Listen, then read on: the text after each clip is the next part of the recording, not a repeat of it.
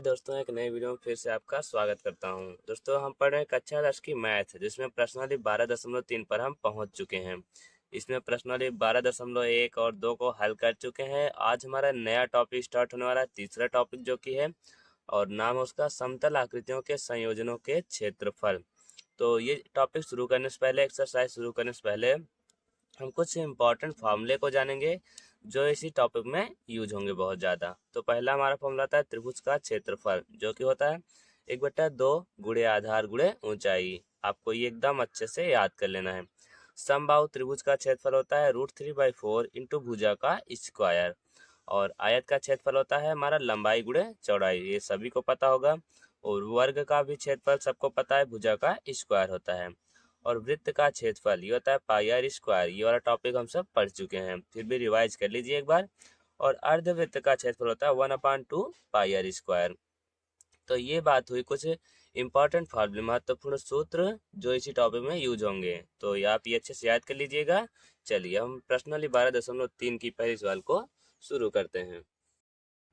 दोस्तों, हमारे एक्सरसाइज के जो पहले सवाल है, क्वेश्चन आपको स्क्रीन पर दिख रहा होगा। हमारा क्वेश्चन है, कागज की एक आयताकार आकार की एक शीट ABCD, जिसमें AB बराबर 40 सेंटीमीटर तथा AD बराबर 28 सेंटीमीटर है, में से BC को व्यास मानकर एक अर्धवृत्त काट दिया गया जाता है। तो शेष बचे भाग का क्षेत्रफल ज्ञात कीजिए। देखिएगा ध्यान से, हमारे पास बोला गया ABCD कोई एक आयताकार शीट है, मतलब मान लीजिए कोई कागज का टुकड़ा। ये आयताकार जो है, ये हम मान लेते हैं आयत है।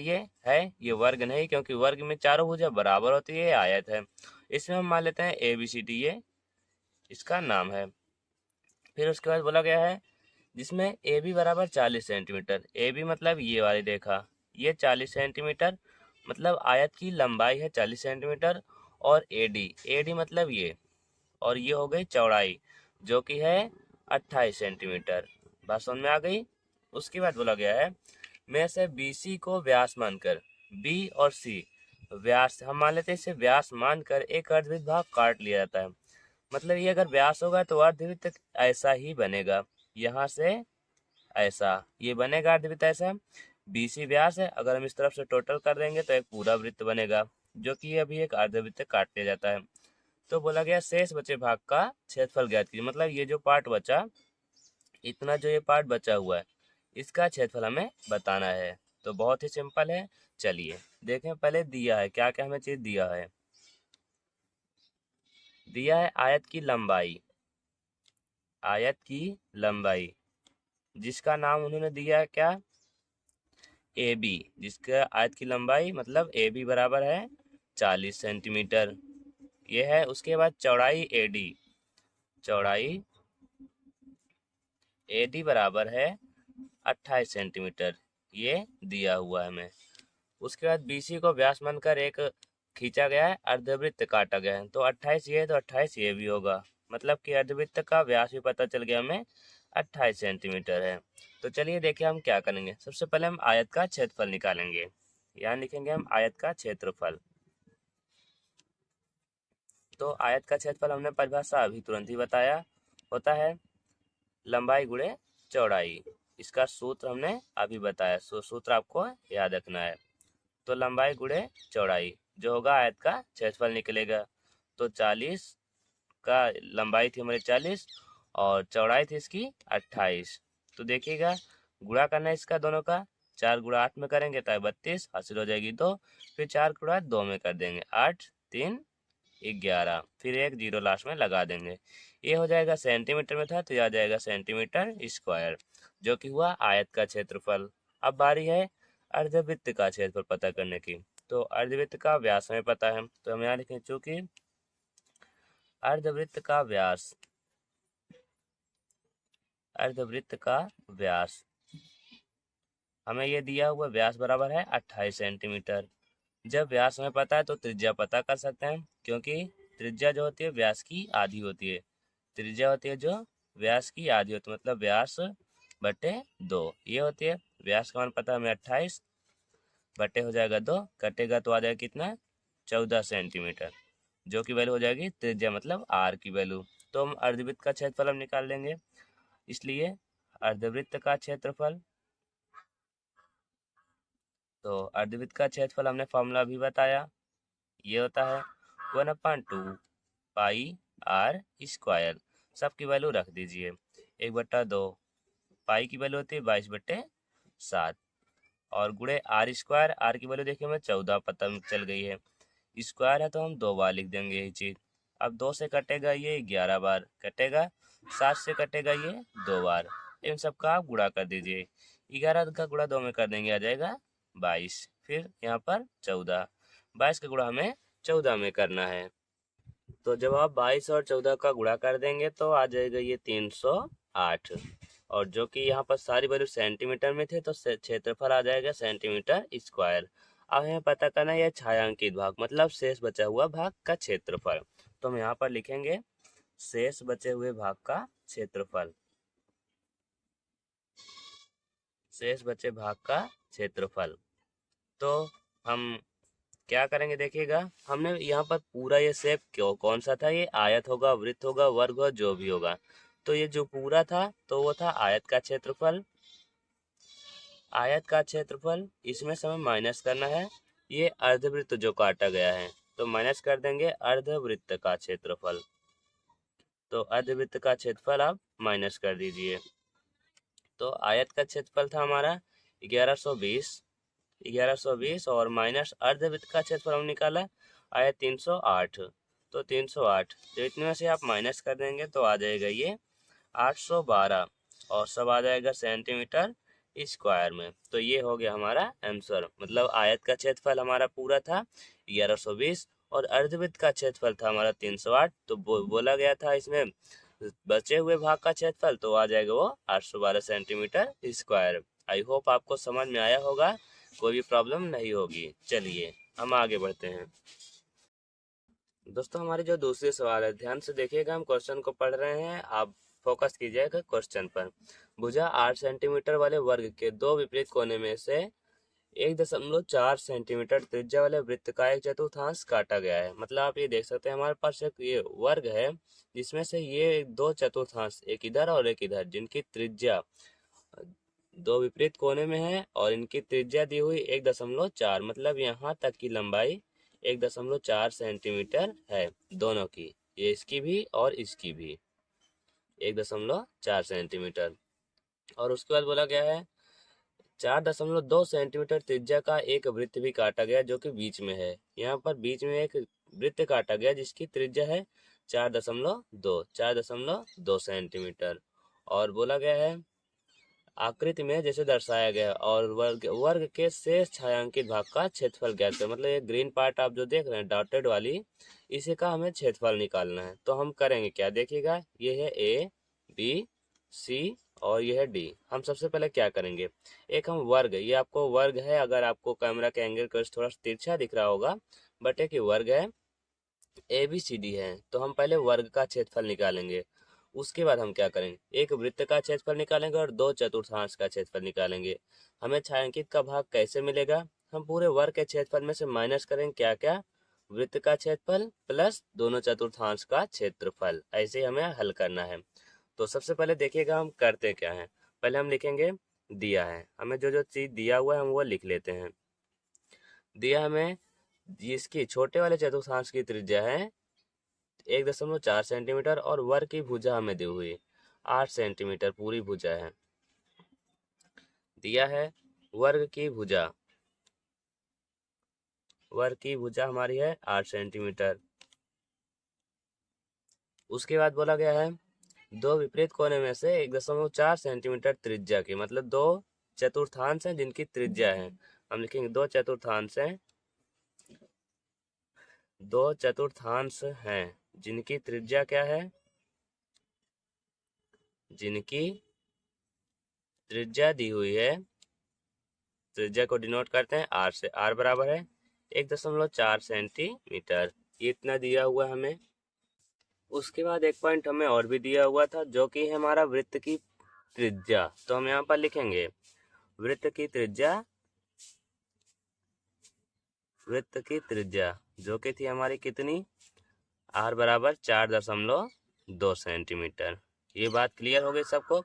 अब देखिएगा हम सबसे पहले वर्ग का क्षेत्रफल निकालते हैं। तो वर्ग का क्षेत्रफल। वर्ग का क्षेत्रफल होता है भुजा का स्क्वायर या फिर ए का स्क्वायर। भुजा का स्क्वायर, भुजा हमने 8 मान, यहाँ पर हमें 8 दिया हुआ था वर्ग के, ये तो हम 8 का स्क्वायर कर देंगे तो आ जाएगा कितना, 64 सेंटीमीटर स्क्वायर। ये हुआ हमें वर्ग का क्षेत्रफल। अब हम एक वृत्त का क्षेत्रफल निकाल लेते हैं। वृत्त का क्षेत्रफल, तो वृत्त का क्षेत्रफल होता है पाई आर स्क्वायर। तो पाई की वैल्यू आपको रखनी है, होती है 22/7 और गुणे आर। आर की वैल्यू देखिए, हमें वृत्त की त्रिज्या ये पता हमें आर की वैल्यू, इसे आप R1 भी मान सकते हैं, इसे R1 मान लीजिए, इसे R2 मान लेते हैं। तो हम वृत्त वाली त्रिज्या ले रहे हैं तो इसे आप R2 लिख दे रहे हैं, R2 का स्क्वायर, या फिर स्मॉल आर और कैपिटल आर भी लिख सकते हैं ताकि आपको कन्फ्यूजन ना रहे। तो R1 का स्क्वायर यहाँ पर R2 होगा, क्योंकि हम वृत्त की त्रिज्या ले रहे हैं तो उससे हमने R2 माना हुआ था। तो यहाँ पर स्क्वायर की त्रिज्या का स्क्वायर है तो हम 2 बार लिखेंगे, 4.2 और गुणे यहाँ पर 4.2 होगा। फिर देखिएगा 7 से कटेगा, ये कितना आ जाएगा, 0.6 आ जाएगा। अब इसे आपको सॉल्व करना है। जब आप गुणा करेंगे 0.6 का गुणा 4.2 में, तो देखिए क्या आएगा, 22 का गुणा हुआ, इन दोनों का गुणा करेंगे तो यह आ जाएगा 2.52, इतना आएगा। फिर जब आप 22 से गुणा करेंगे तो यह आएगा 55.44, ये आ जाएगा हमारा आंसर, और सेंटीमीटर स्क्वायर। ये आंसर नहीं, वृत्त का क्षेत्रफल आया। अभी देखिए हमारा चतुर्थांश का क्षेत्रफल बचा हुआ है, तो चतुर्थांश की त्रिज्या है R1, मतलब 1.4 सेंटीमीटर है। तो यहाँ पर हम लिखेंगे दोनों चतुर्थांशों का क्षेत्रफल। एक पॉइंट यहाँ पर आपको ध्यान से देखना जो हम बताने वाले हैं, भी दोनों चतुर्थांशों का क्षेत्रफल